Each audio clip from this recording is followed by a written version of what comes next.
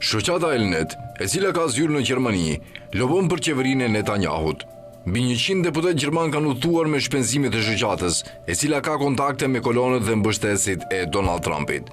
Në fillim të gushtit, kancelari gjerman Friedrich Merz njoftoi kufizimin në dërgesat e armëve për Izraelin, një hap që, sipas sondazheve, gëzonte mbështetje të gjerë në popullat, përfshirë edhe tek kristian-demokratët, por nga radhët e vetë partisë shpërthyen kritika.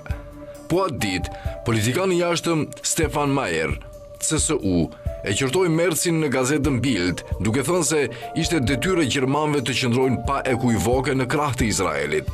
Edhe më i drejt për drejt ishte Carsten Müller, CDU, kryetari i komisionit juridik. Ai në X dënoi vendimin tepër të gabuar të qeverisë federale me ashpërsinë më të madhe.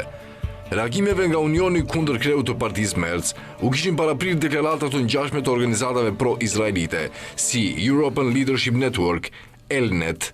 Kryetari i saj e quajti kufizimin tani më të hequr të dërgesave një dështim ndaj vendit partner, nga i cili Gjermania vetë furnizot rregullisht me pajisje ushtarake dhe shpërndau po atë ditë postimin e Carsten Müllerit. Jashtë Bundestagut, emri i Elnet është pak i njohur, por në vitet e fundit, shoqata është shndruar në një aktor të rëndësishëm të marrëdhënieve gjermano-izraelite, edhe në fushën ushtarake.